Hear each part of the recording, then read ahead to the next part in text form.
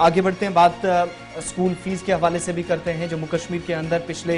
1-1.5 साल से ट्रांसपोर्ट या फिर कोविड के दौरान आप देखेंगे तो जब बच्चों के स्कूल बंद थे, सरगर्मियां मुतासिर हुई थी, तो ट्रांसपोर्ट फीस का जो मामला था वो काफी ज्यादा गरमाया था।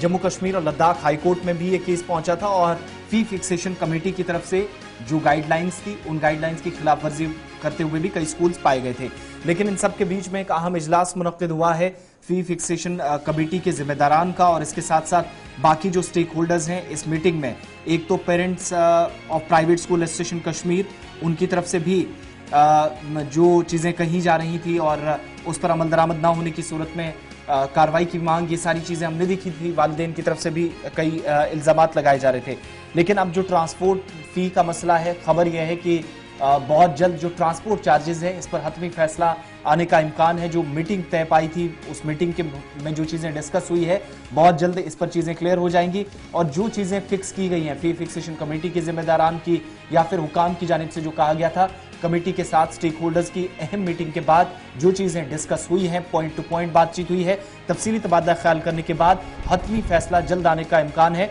जहां पर वालिदैन, जिनकी सबसे पहली शिकायत थी कि कोविड के दौरान तालीमी सरगर्मियां मुतासिर रहीं, हर तरह की फीस उनने दी, ट्यूशन फीस, सारी चीजें चली, लेकिन ट्रांसपोर्ट फी कम से कम माफ होनी चाहिए। ट्रांसपोर्ट वाला मामला अब और भी, ये तो पुरानी बात है, लेकिन अब जिस तरीके से रेट बढ़ी थी और 12% हाइक पहले फीस फिक्सेशन कमेटी ने कहा था, उसके बाद फिर हंगामा हुआ है। लेकिन कल रात देर के जो मीटिंग हुई स्टेक होल्डर्स के साथ फीस फिक्सेशन कमेटी के मेंबरों की, उसमें एक ड्राफ्ट नोट जो है वो पेरेंट्स एसोसिएशन और दीगर लोगों की तरफ से दिया गया है, जिसमें मंथली चार्ज कितने हो सकते हैं वो उन्होंने अपनी बात रखी है। प्रपोजल में जो हमें बताया जा रहा है कि प्रपोजल में कैलकुलेट किया गया जी, salary of driver and conductor, GPS installation, scrap policy और दीगर सभी चीजों को जो है वो ध्यान में रखा गया और कितनी फीसदी बढ़नी चाहिए उनकी तरफ से बात सामने रखी गई है। अब देखना होगा कि फीस फिक्सेशन कमेटी हतमी रिपोर्ट जो है वो कब तक आएगी, और ये रिपोर्ट आने के बाद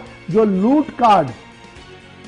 प्राइवेट स्कूलों की तरफ से जारी किया जाता है उस पर ब्रेक लगेगा। और ये ब्रेक लगाना, चेक एंड बैलेंस करना और इस माफिया की कमर तोड़ना बहुत ज्यादा जरूरी है।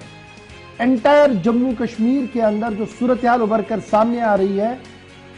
आम आदमी इंतहाई परेशान है।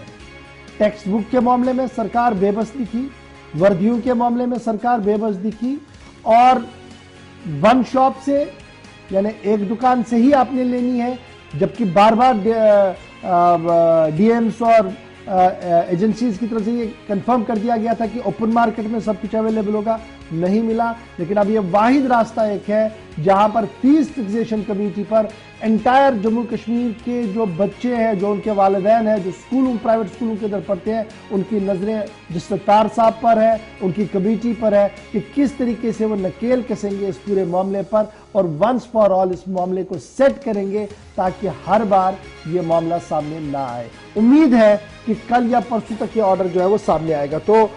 उम्मीद रखते हैं जी कि ये मामला हल हो और एक राहत जो है वो किसी न किसी तरीके से स्कूलों को भी मिले और साथ साथ वालिदैन को भी मिले।